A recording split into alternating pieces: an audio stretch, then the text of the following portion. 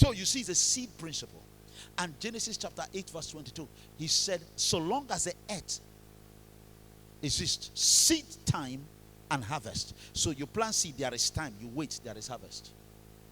Ezekiel 4, he said, God is not mocked. Do not be deceived. 6:17 or thereabout or 7. He said, God is not mocked.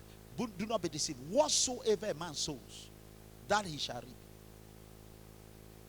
So in dealing with people, I understand their place in my life.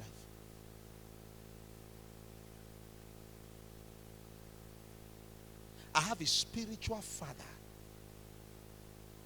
that I cannot contend with.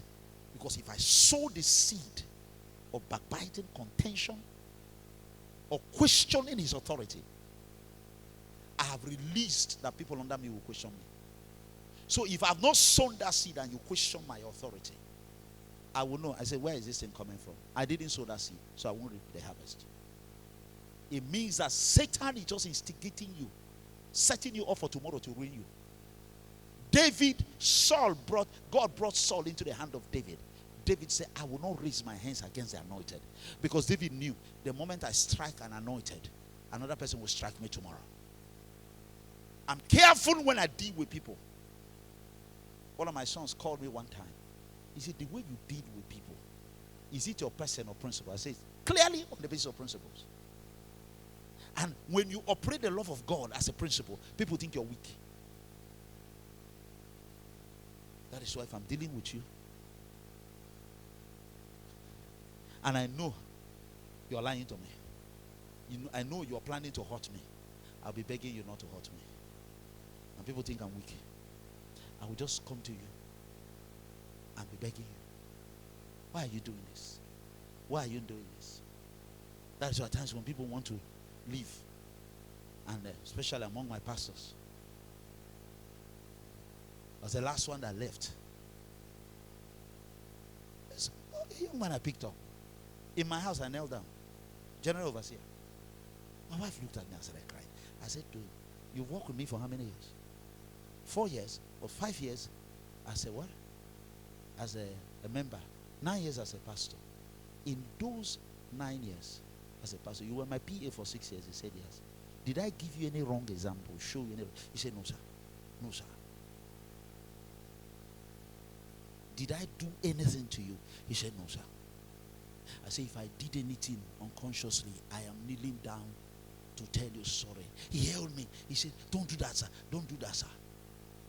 And people think it's weakness. That is my strength.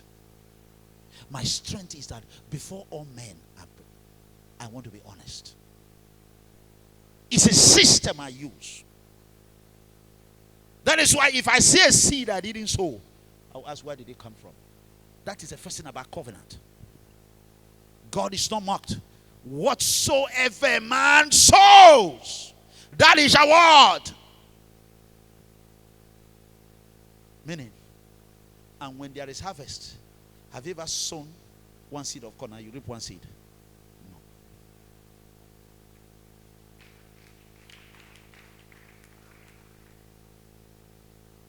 I don't cajole people to give. We have been building here. Nobody's under pressure. We have a meeting the next 3 weeks. We need to rock here. We need to finish. It's going to run into millions. Yet people are the ones enjoying the facility. And you come, you relax. How does this? By the process of covenant. If you want to be a part of the covenant, the first principle you must know is the law of sowing and what? Reaping. Whatever we sow is what we reap. Whatever you sow, you must understand it. It's a natural circle of life. It can't be broken once there is day and night. The second principle of understanding the covenant dimension of wealth and prosperity is in Psalm chapter 1 verse 3.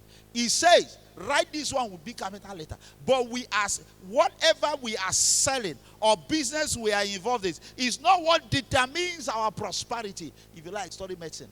I've seen medical doctors that are very hungry. Are you listening to me? Whatever is not what determines your prosperity. In Psalm 1:3, he said, in Psalm chapter 1 verse 3, and he shall be like a tree planted by the rivers of water, that bringeth forth his fruit in his season. His leaf also shall not wither, and whatsoever he doeth shall what?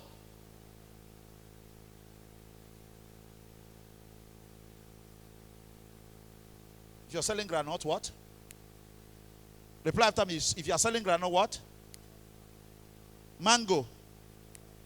Medical doctor. Mechanic. School dropout. Oh, no. You're not getting what I'm saying. Bricklayer. Selling garden egg. Fashion designer. Hey, hairdresser. Whatsoever he doeth. And who is that man? The man that standeth not in the way of sinners, or sit in the seat of discomfort, nor stand. It shall be like a tree.